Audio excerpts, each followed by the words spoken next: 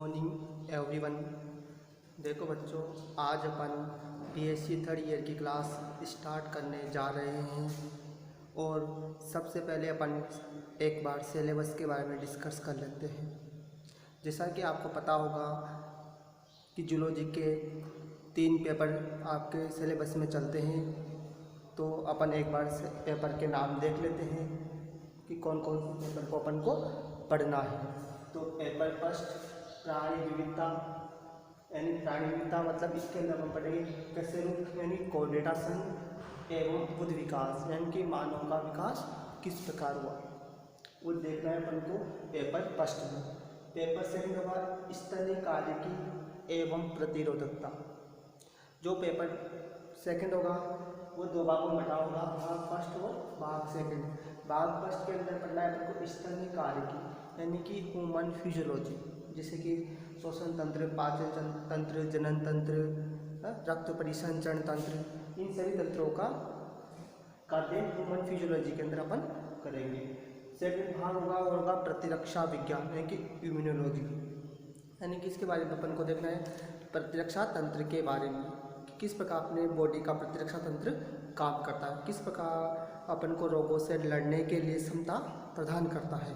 तो रोगों से लड़ने के लिए क्षमता प्रतिरक्षा तंत्र ही अपन को प्रदान करता है। और पेपर जो थोड़ा होगा अपना होगा परिवर्धन जैविकी, यानी कि डेवलपमेंटल बायोलॉजी। इसके अंदर पढ़ेंगे अपन भ्रूण का विकास किस प्रकार होता है, किस प्रकार डेवलप होता है, किस प्रकार निषेचन की प्रोसेस होती है, कैसे होता है, वो सब इसी में देखना है पेपर थर्ड के अंदर, परिवर्तन जैविकी के अंदर। तो अपन जो पेपर स्टार्ट करेंगे वो पेपर सेकंड होगा। सेकंड पेपर की फर्स्ट यूनिट और फर्स्ट चैप्टर देखो। तो अपन जो पेपर स्टार्ट करेंगे तो सेकंड पेपर स्टार्ट करेंगे पेपर सेकंड में भी भाग फर्स्ट, यानी कि ह्यूमन फिजियोलॉजी। तो इसकी फर्स्ट चैप्टर फर्स्ट शोषण, यानी कि रेस्पिरेशन, ठीक है। तो अपन यूनिट फर्स्ट का चैप्टर फर्स्ट यानी कि शोषण स्टार्ट करेंगे।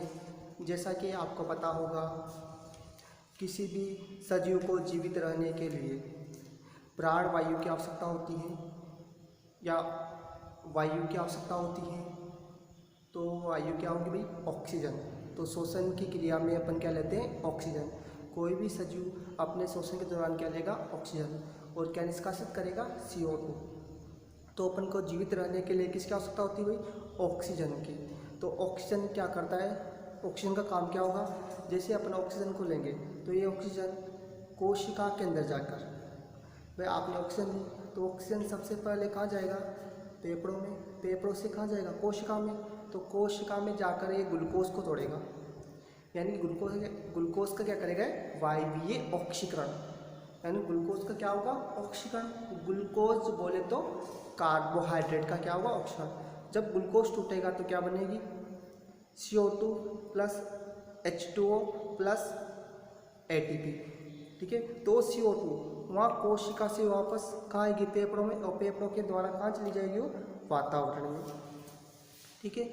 और वहाँ पर जो ATP निर्मित होगी, उसी ATP को अपन काम में लेंगे सजीव अपनी जैविक क्रियाओं में। जैविक क्रिया चलने फिरना, उठना बैठना, ठीक है, भोजन के पाचन में, इन सभी जैविक क्रियाओं में क्या करेगा?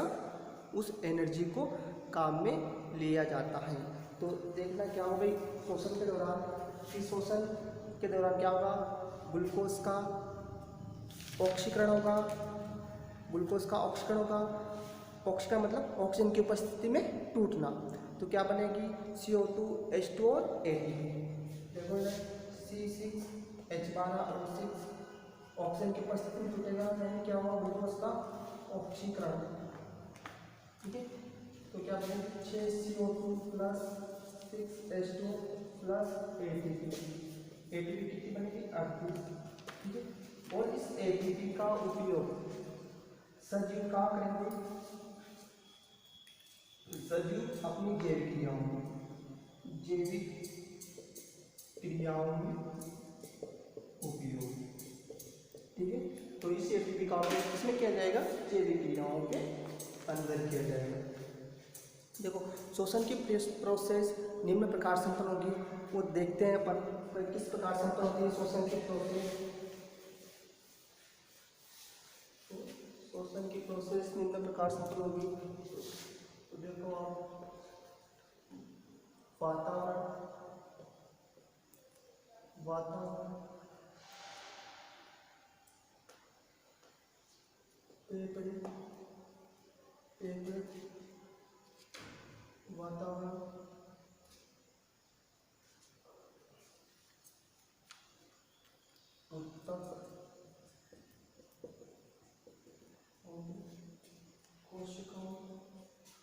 उत्तक ओब्लिक कोशिकाओं।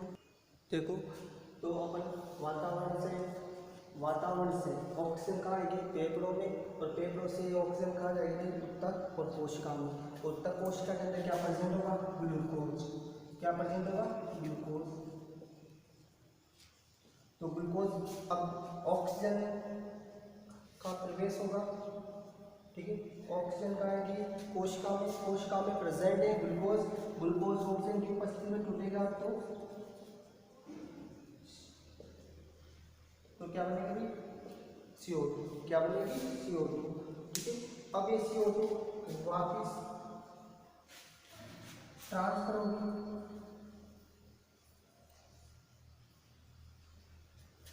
कोशिका में, यानी उत्तक में इकट्ठा होकर संग्रहित होकर फेफड़ों के अंदर, फेफड़ों से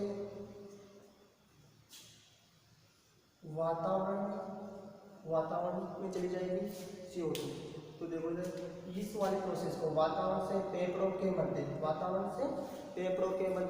गैसों का आदान प्रदान क्या कहलाता है, वायवीय श्वसन। फेफड़ों से उत्तक या कोशिकाओं के मध्य गैसों का आदान प्रदान कहलाता है अंतः शोषण, ठीक है। और उत्तक कोशिकाओं में गैसों का आदान प्रदान कोशिकीय शोषण, ये होगा कोशिकीय शोषण, ठीक है। और बाह्य शोषण दो प्रकार से होगा, इंस्पायरेशन, एक हुआ एक्सपायरेशन, ठीक है। इंस्पायरेशन मतलब ऑक्सीजन का अंदर आना, इंस्पायरेशन मतलब ऑक्सीजन का अंदर आना, और एक्सपायरेशन मतलब CO2 का बाहर निकलना वातावरण में, तो इसे बोलेंगे अपन एक्सपायरेशन, ठीक है। तो यानी कि वातावरण से ऑक्सीजन आएगी, और ऑक्सीजन का काम ही क्या होगा, कोशिकाओं के अंदर प्रेजेंट ग्लूकोज को तोड़ना। जैसे ग्लूकोज टूटेगा तो क्या निकलेगी CO2, और ये CO2 वापस कहाँ जाएगी फेफड़ों में, और फेफड़ों से वातावरण में निष्कासित कर दी जाएगी, ठीक है। और देखो भाई श्वसन की प्रोसेस या शोषण दो प्रकार का होता है, वायवीय शोषण और अवायवीय शोषण। तो देखते हैं अपन वायवीय शोषण क्या होता है।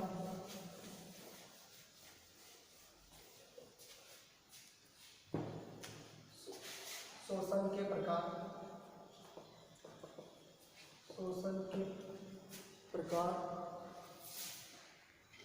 ठीक है। तो अपन देखेंगे शोषण के प्रकार। शोषण दो प्रकार से होगा, कितने प्रकार से होगा, दो प्रकार से संपन्न, ठीक है। तो फर्स्ट देखेंगे अपन वायवीय शोषण। फर्स्ट होगा वायवीय शोषण, फर्स्ट होगा अपना वायवीय शोषण। तो ये प्रोसेस वायवीय शोषण का मतलब होगा कि ऑक्सीजन की उपस्थिति में शोषण है। कोई भी जीव ऑक्सीजन की उपस्थिति में ग्लूकोज का टूटना है कि ऑक्सीजन की उपस्थिति में शोषण की प्रोसेस है। अनऑक्सीजन शोषण मतलब ऑक्सीजन एब्सेंट, वायवीय शोषण मतलब ऑक्सीजन प्रेजेंट। ये प्रोसेस होगी ऑक्सीजन की उपस्थिति में, ठीक है। इसमें क्या होगा, वही ग्लूकोज ऑक्सीजन की उपस्थिति में टूटेगा, 6CO2 + 6H2O + ATP, 38 ATP बनेगी, ठीक है। दूसरा होगा अवायवीय शोषण, इसका मतलब होगा ऑक्सीजन एब्सेंट, ठीक है। ऑक्सीजन क्या होगी भाई, एब्सेंट, ठीक है। ऐसे जिसमें अवायवीय शोषण होता हो तो वो जीव क्या होंगे, ऑक्सीजन वहाँ पर एब्सेंट होगी। जैसे ही ग्लूकोज टूटेगा ऑक्सीजन की अनुपस्थिति में ऑक्सीजन होगी तो क्या बनेगा, ethanol C2H5OH plus H2 plus 2ATP। ठीक है, तो जल और एटीपी का फॉर्मेशन होगा, क्या सॉरी CO2 बनेगा, CO2। ठीक है, तो 4 2, ठीक है, 2 CO2 निकलेगी यहाँ पर, ethanol plus CO2 plus ATP। देखो भाई, वायवीय शोषण और अवायवीय शोषण। वायवीय शोषण मतलब ऑक्सीजन की उपस्थिति, अवायवीय शोषण मतलब, ठीक है, तो वायवीय शोषण दो प्रकार का, वायवीय शोषण और अवायवीय शोषण। इसके बाद अपन देखते हैं नेक्स्ट, विभिन्न जंतुओं में शोषण के लिए अंग, कौन कौन से अंग पाए जाते हैं वो देखेंगे अपन। तो याद रखना आप कि वायवीय शोषण अवायवीय शोषण। वायवीय शोषण के दौरान कितनी एटीपी बनेगी, 38 एटीपी। अवायवीय शोषण के दौरान कितनी एटीपी बनेगी, 2 एटीपी का फॉर्मेशन होगा। ठीक है, CO2 वायवीय में बनेगी और CO2 अवायवीय में बनेगी। और अवायवीय शोषण में एथेनॉल बनता है, क्या बनता है भाई, एथेनॉल। और वायवीय शोषण में क्या बनते हैं, H2। ठीक है, H2 और CO2, देखिए CO2 और एथेनॉल बनेगा। एनर्जी कम बनेगी और वायवीय शोषण में एनर्जी ज़्यादा बनेगी। ठीक है, तो अपन देखते हैं नेक्स्ट, विभिन्न जंतुओं में शोषण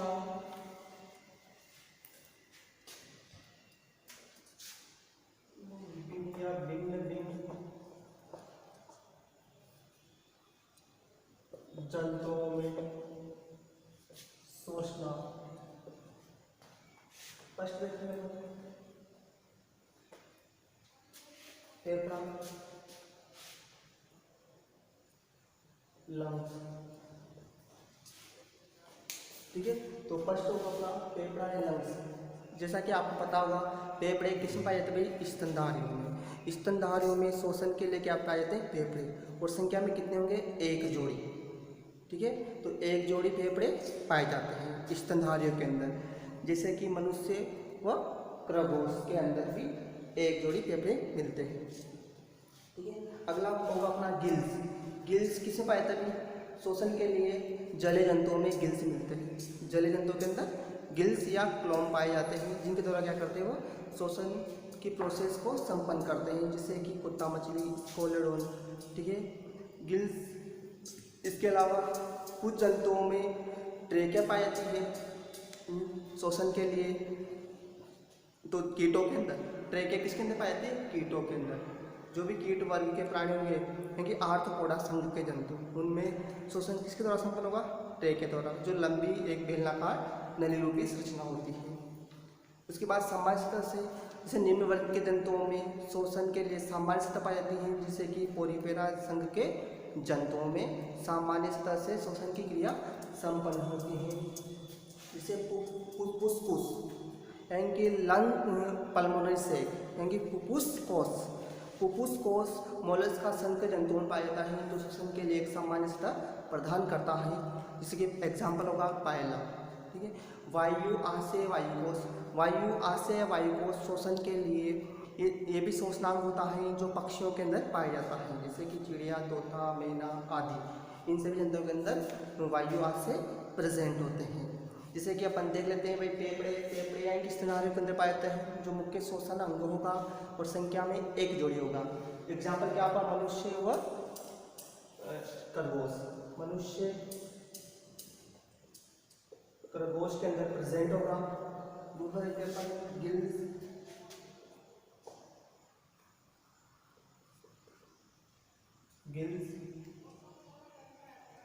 ठीक है, गिल्स किस पाए जाएंगे, स्तनधारी प्राणियों के अंदर गिल्स। एग्जाम्पल हुआ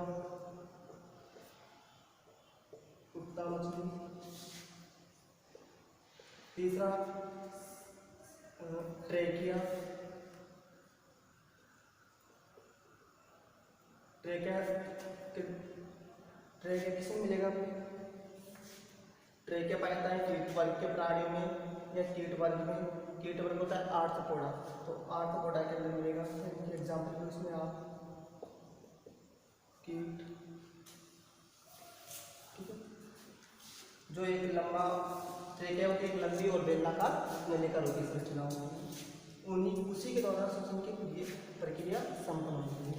लेकिन इस आर्थ्रोपोडा संघ में एक अपवादित स्कॉर्पियन यानी कि बिच्छू, उसके अंदर लंग्स पाए जाते हैं श्वसन के लिए, यानी बुक लंग्स, पुस्तक पेपड़े पाए जाते हैं, ठीक है। अगला है तो आप ट्रेकिया के बाद होगा सामान्य सतह। जो निम्न वर्ग के प्राणी होंगे, निम्न वर्ग के प्राणी जैसे कि संघ पोरिफेरा, संघ प्रोटोजोआ के प्राणी, उनमें सामान्य सतह द्वारा क्या होगा, श्वसन की प्रक्रिया संपन्न होगी। पोरिफेरा, प्रोटोजोआ और पोरिफेरा संघ जंतु।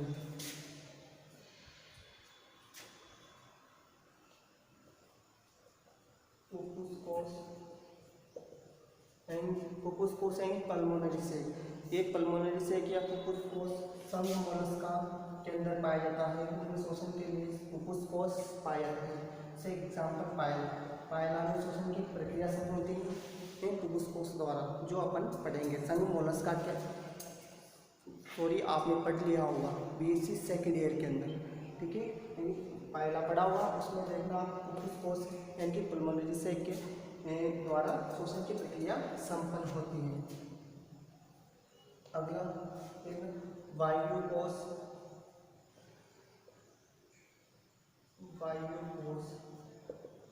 ठीक है। वायु कोश पाए जाते हैं जैसे पक्षी वर्ग में, यानी कि पक्षियों के अंदर जो श्वसन के लिए क्या मिलेंगे, वायु कोश, या इन्हें बोलते हैं वायु आश्रय भी बोलते हैं, वायु कोश बोलते थे, वायु आश्रय। पक्षियों के अंदर पाए जाते हैं कबूतर, तोता, चिड़िया, ठीक है। तो इन सभी के अंदर वायु आश्रय या फुफ्फुस कोश, वायु कोश पाए जाते हैं। इन्हीं के द्वारा श्वसन की प्रक्रिया संपन्न होती है, ठीक है। अब अपन आगे अगला टॉपिक जो पढ़ने वाले हैं उसका नाम है स्तनधारियों में श्वसन। किस प्रकार स्तनधारियों में श्वसन की प्रक्रिया संपन्न होती है, ठीक है। तो देखते हैं अपन स्तनधारियों में श्वसन। हाँ देखो बच्चों, स्तनधारियों में श्वसन के लिए क्या पाइप मिलते हैं, एक जोड़ी पेपड़े। और देखो पेपड़ों में दो फेफड़े होंगे, बायां फेफड़ा और दायां फेफड़ा। बायां फेफड़ा छोटा होता है जबकि दायां फेफड़ा बड़ा होता है, ठीक है। दायां फेफड़ा बड़ा क्यों होता है, क्योंकि जो अपना हार्ट होता है यानी हृदय बाईं ओर पाया जाता है। ऐसे हृदय कहाँ पाया जाएगा, बाईं ओर, क्योंकि यहाँ पर एक अवकाश मिलता है, उसे बोलते हैं मीडिया स्टिनल अवकाश। क्या पाया जाता है, दोनों फेफड़ों के मध्य मीडिया स्टिनल अवकाश, और इसी मीडिया स्टिनल अवकाश के अंदर अपना हार्ट पाया जाता है। और जो हार्ट होगा वो कैसा होगा, बंद मूर्ति के समान होता है और बाईं ओर झुका हुआ होगा, ऐसे नहीं होगा, ऐसे होगा। इसी की वजह से, बाईं ओर होने की वजह से बायां फेफड़ा क्या होगा, दाएं फेफड़े से छोटा होता है। बायां फेफड़ा दो पालियों में बटा हुआ, अग्र पाली और पश्च पाली। अग्र पाली दूसरी होगी पश्च पाली, ठीक है। कौन सा फेफड़ा होगा, बायां फेफड़ा, ठीक है। दो भाग बटा हुआ, अग्र पाली और पश्च पाली, यानी कि ये होगा बायां फेफड़ा, इधर होगा दायां फेफड़ा। जो तीन पाली में बटा हुआ होगा यानी कि अग्र पाली,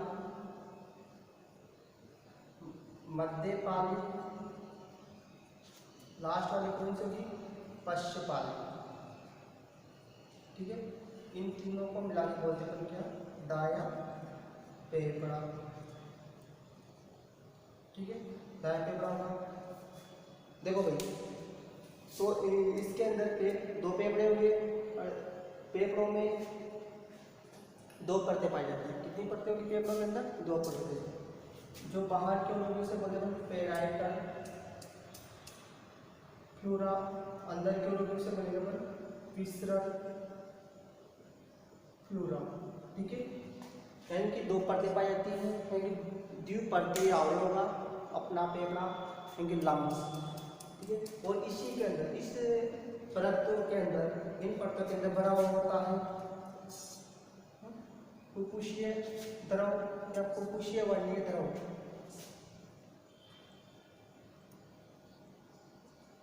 फुफ्फुसीय वर्णीय या फुफ्फुसीय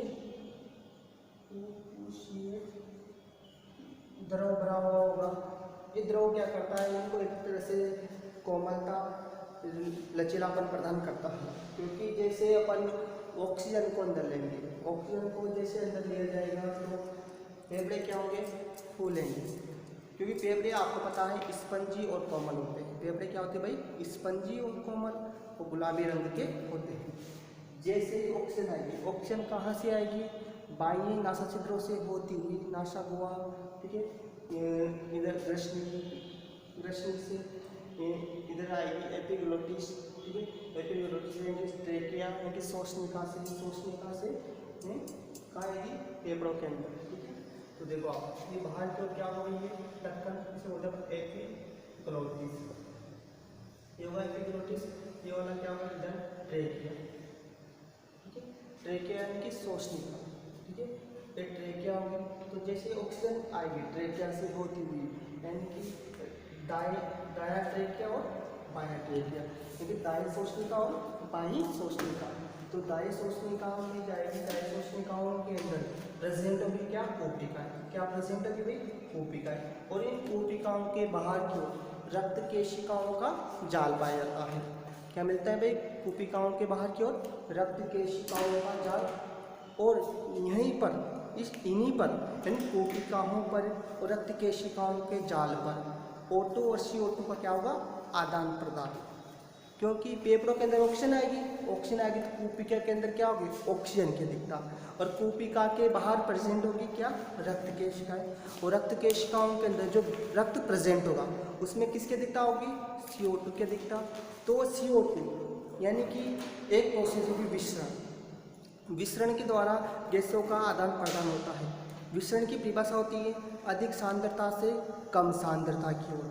तो अधिक सांद्रता कोशिकाओं के अंदर ऑक्सीजन की होगी, अधिक सांद्रता कोशिका के अंदर ऑक्सीजन की होगी, जबकि केशिकाओं के अंदर रक्त प्रेजेंट होगा और उस रक्त के अंदर ऑक्सीजन की सांद्रता कम होगी और CO2 की सांद्रता अधिक होगी, और कोशिका में CO2 की सांद्रता कम होगी, ठीक है। जैसा कि देखो आप, ये कोशिका के बाहर की ओर होगी या रक्त केशिका, इसके अंदर ऑक्सीजन तो कम होगी और CO2 क्या होगी, ज़्यादा। यहाँ क्या होगी, कोशिका के अंदर ऑक्सीजन तो होगी ज़्यादा और CO2 क्या होगी, कम। तो मैंने बोला आपसे विसरण की प्रोसेस द्वारा गैसों का आदान प्रदान होगा। तो यहाँ से ऑक्सीजन कहाँ जाएगी, कि ऑक्सीजन यहाँ कम है, तो ऑक्सीजन यहाँ ज़्यादा है और यहाँ पर कम है, तो यहाँ से ये ऑक्सीजन कहाँ आएगी, रक्त केशिकाओं में, और रक्त केशिकाओं में आने की अधिक सांद्रता से कहाँ आएगी, कम सांद्रता की ओर, और CO2 की सांद्रता कहाँ ज़्यादा है, रक्त केशिकाओं के अंदर। तो रक्त केशिकाओं से CO2 कहाँ जाएगी, CO2 कहाँ जाएगी, कोशिका में, और कोशिका से कहाँ चली जाएगी, बाहर। भाई देखा था अपन ने, कोशिका कहाँ प्रेजेंट होगी, फेफड़ों में, और फेफड़े क्या करते हैं, ऑक्सीजन को तो अंदर कोशिकाओं में ट्रांसफर करेंगे, और कोशिकाओं से जो CO2 आएगी वो कोशिकाओं के माध्यम से कहाँ चली जाएगी, बाहर वातावरण, ठीक है।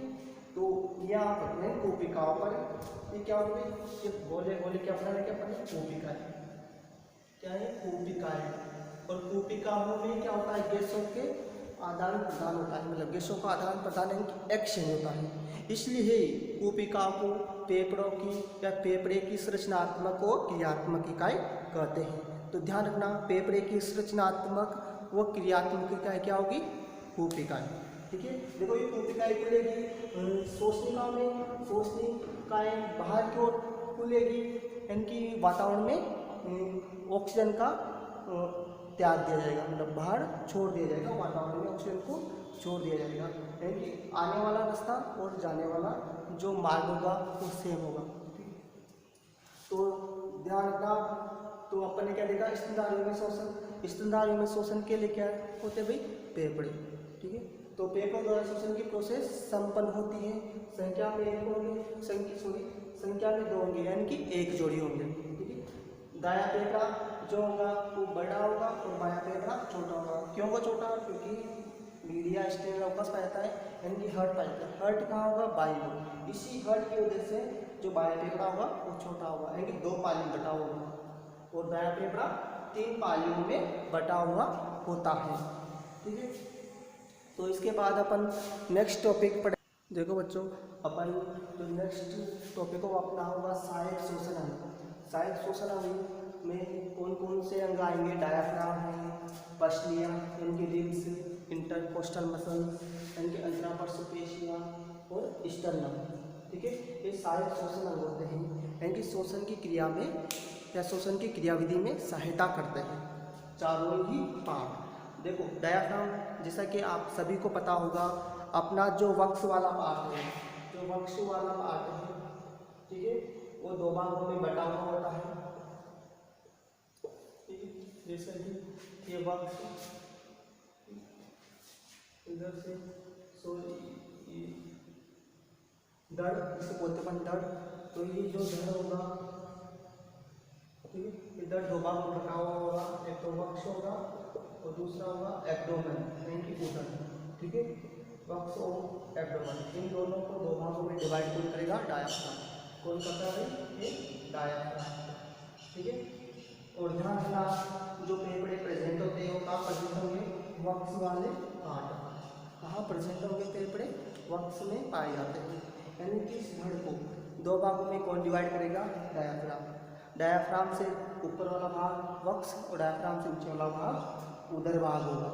ठीक है, जैसे ये वक्ष गुहा का आयतन बढ़ेगा, यानी कि इस गुहा का आयतन बढ़ेगा तो ऑक्सीजन अंदर आएगी, यानी कि आयतन फैलेगा। कम होगा तो गैस बाहर निकलेगी, यानी कि CO2 बाहर निकलेगी, यानी कि डायाफ्राम। देखो भाई, डायाफ्राम क्या होता है सामान्य अवस्था में? ठीक है, सामान्य अवस्था में तो कैसा होगा? गुंबदनुमा।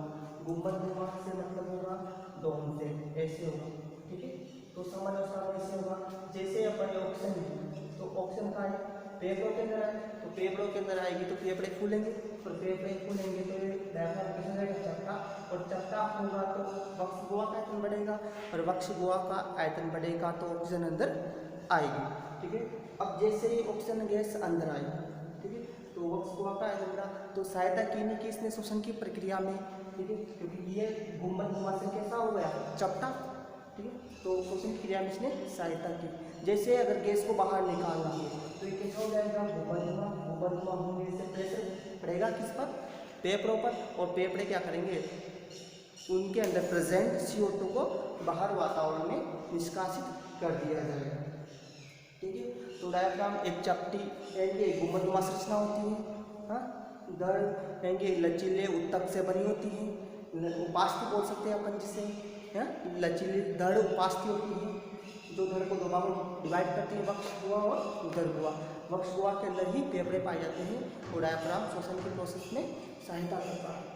दूसरा होगा रिब्स यानी कि पसलियाँ। जैसा कि आप सभी को पता होगा, अपने वक्ष के अधर भाग में पसलियाँ पाई जाती हैं। पसलियाँ संख्याओं में कितने होगी? 12 जोड़ी। कहने का मतलब 24 होगी, कि 12 बाईं साइड में और 12 दाईं साइड में प्रेजेंट होती है। टोटल संख्या होती है इनकी 24, यानी कि 12 जोड़ी। क्योंकि पसलियाँ भी क्या करती है? श्वसन की प्रक्रिया में सहायता करती हैं, क्योंकि ये भी वक्ष गुहा के आयतन को बढ़ाने में हेल्प करती है पसलियाँ। उसके बाद तीसरा होगा इंटरकोस्टल मसल्स यानी कि अंतरापरशुपेशिया।